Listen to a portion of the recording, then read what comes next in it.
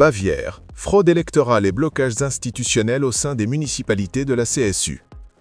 La vie politique bavaroise est actuellement secouée par une série de révélations mettant à l'épreuve les mécanismes de la démocratie locale et l'intégrité des processus électoraux. Dans cette région d'Allemagne traditionnellement dominée par l'Union chrétienne sociale, la CSU, deux affaires distinctes soulèvent des questions fondamentales sur la gestion des mandats municipaux et la représentativité des élus. Ces événements interviennent dans un contexte de tensions politiques croissantes où les institutions locales se retrouvent sous le feu des critiques concernant la transparence et l'équité des décisions administratives prises au lendemain des scrutins communaux. Le premier dossier concerne un scandale de fraude électorale majeur impliquant un maire en exercice. Ce magistrat municipal, membre de la CSU, a officiellement reconnu devant les autorités judiciaires avoir manipulé des bulletins de vote par correspondance. L'objectif de cette manœuvre frauduleuse était d'assurer l'élection de son épouse lors des récents scrutins. Suite à ses aveux, l'édile a été contraint de présenter sa démission. Cette affaire a mis en exergue une particularité juridique du Land de Bavière, l'impossibilité pour le corps électoral de révoquer un maire après son entrée en fonction.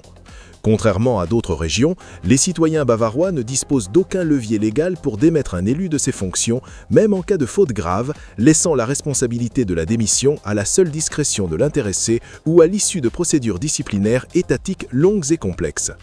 En parallèle, une situation inédite s'est cristallisée à Bad Wörishofen, dans l'arrondissement de Mindelheim. Lors des dernières élections municipales, l'Alternative pour l'Allemagne a réussi une percée historique en obtenant 3 sièges au conseil municipal. Cet organe délibérant, composé de 24 représentants en plus du maire, voit sa structure habituelle modifiée par l'arrivée de ces nouveaux élus.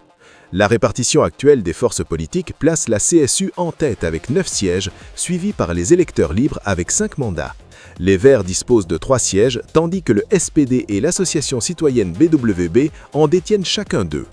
Cependant, l'installation officielle du Conseil a été marquée par l'exclusion de l'un des nouveaux élus de l'opposition. Matthias Unglert, qui occupait la tête de liste de sa formation et avait recueilli 3324 suffrages, se voit refuser l'accès à son siège par le comité électoral. Cette décision repose sur l'invocation d'un obstacle à l'entrée en fonction, une disposition légale visant à éviter les conflits d'intérêts au sein de l'administration communale. Le motif invoqué par le directeur de scrutin, Martin Eicher, est que M. Unglert est un employé contractuel de la municipalité, affecté à l'entretien et au fonctionnement de la piscine de plein air ainsi que de la patinoire locale. Pour le comité électoral, cette position de salarié municipal est jugée incompatible avec l'exercice d'un mandat de conseiller municipal. Cette interprétation suscite une vive controverse juridique et politique, d'autant plus que le mandat de conseiller municipal en Bavière est une fonction honorifique et bénévole. Les défenseurs de l'élu soulignent le paradoxe d'un système qui invalide le choix de plus de 3000 électeurs au motif d'un emploi technique au sein des infrastructures sportives de la ville, emploi qui n'implique aucune responsabilité décisionnelle au sein de la hiérarchie administrative. L'exclusion a été validée par un vote au sein du comité électoral où l'alliance entre la CSU, les électeurs libres et les Verts dispose d'une majorité écrasante de 17 voix. Ce blocage institutionnel est perçu par une partie de l'opinion comme une stratégie de préservation du pouvoir par les partis traditionnels, cherchant à limiter la présence de l'opposition radicale dans les instances délibératives locales. Le cas de Matthias Unglert soulève la question de la liberté d'accès aux fonctions électives pour les agents de la fonction publique ou les employés des collectivités territoriales, un droit pourtant protégé par les principes fondamentaux de la Constitution allemande. Face à ce qu'il qualifie de déni de démocratie, M. Unglert a annoncé son intention de porter l'affaire devant les tribunaux administratifs. Cette procédure judiciaire visera à contester la validité de l'interprétation du comité électoral et à exiger sa réintégration au sein du conseil municipal. L'issue de ce litige est attendue avec une grande attention car elle pourrait faire jurisprudence pour de nombreuses autres communes bavaroises où des employés municipaux souhaiteraient s'engager en politique.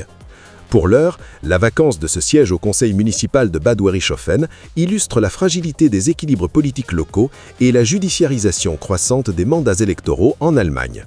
Ces développements en Bavière rappellent que la gestion de la démocratie au niveau communal reste un terrain de confrontation intense où les règles administratives peuvent devenir des instruments de lutte politique majeure.